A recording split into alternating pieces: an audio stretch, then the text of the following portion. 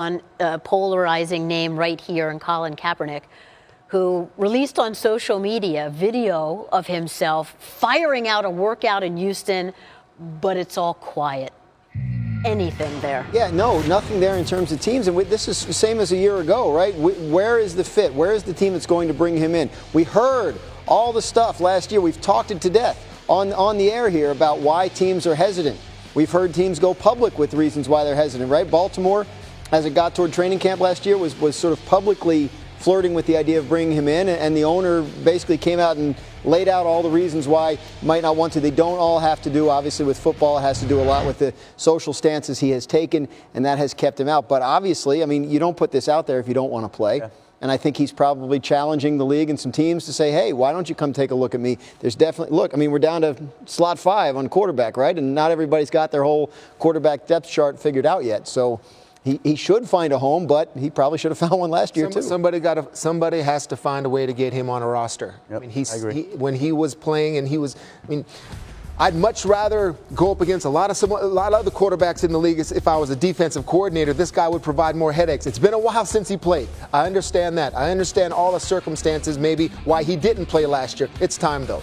Colin Kaepernick deserves to be in the National Football League playing. He has the ability to. He should be playing somewhere. It's been 2 years since Teddy Bridgewater played, and he signed on day one, right, with the Jets at a pretty good number. So, yeah, there's obviously we're not insulting anyone's intelligence here. There's obviously something at work that has nothing to do with football that's keeping this guy out of the league. Well, and a former teammate of Kaepernick's also finding it frustrating to be a free agent, and things are also very quiet for veteran safety Eric Reid. He was the first player to kneel alongside Colin Kaepernick, which is now 2 seasons ago. So he tweeted this, the notion that I can be a great signing for your team for cheap, not because of my skill set, but because I've protested systematic oppression is ludicrous.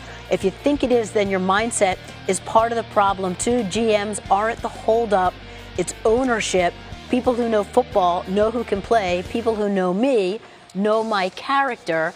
But Adam, I'll ask you, is this more about that, you think, or the safety market? Well, listen, I think there are a lot of people who are concerned that Eric Reid could sit on the market for some period of time. But I would just say this, and maybe I'm going to be proven wrong. It's 3 days into free agency. It's, in my mind, a little quick to be saying that. If he's on the market a week or two and he's got no calls and I'd say, well, that's a little odd.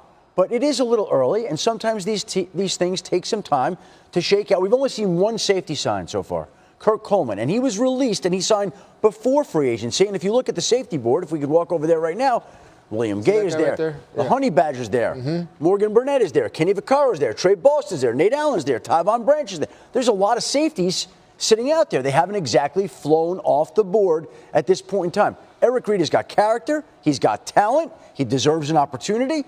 Let's see how it shakes out. If it were me, and again, I'm not walking in his shoes, I think I would have just sat back and waited and not put a spotlight on the issue so early. That's me. I made some calls to the Players Association to say, what do you guys think about this and what he said? And they said they had their rep meeting last week in Las Vegas, and they spoke with Eric Reid. And the Players Union recently sent a letter, email letter to what they said was every player that they identified as having demonstrated last year, including the ones that only spoke up on the weekend, where the president spoke out on Friday night and everyone protested together.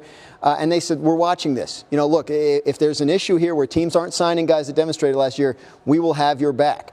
But that said, in the next breath, the person I was talking to this morning said, it's early. Right. And to be saying these kinds of things a day into free agency doesn't probably help his cause, doesn't probably help other people's cause, and it might be a little too much. Look, Tyrann Mathieu just got thrown out on the market. If you're looking at Eric Reid and all of a sudden Tyrann Mathieu's on the market, don't you have to step back and go, well, maybe let's see if we can get this guy first, and then maybe we'll move on to our original plan. And a lot of times that's how free agency works, is the top guys at the position go. And as soon as they go, everything else sort of falls into place. And we haven't seen the safety market fall into place just yet. And he might be right. He might be right. He might just say it's a little early. What he's talking about is out there. You're not helping yourself by calling out ownership in a tweet.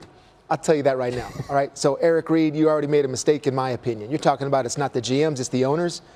You need to just take a step back and just let this settle. You're a good player. They'll find you. They'll find you. And again, it's early.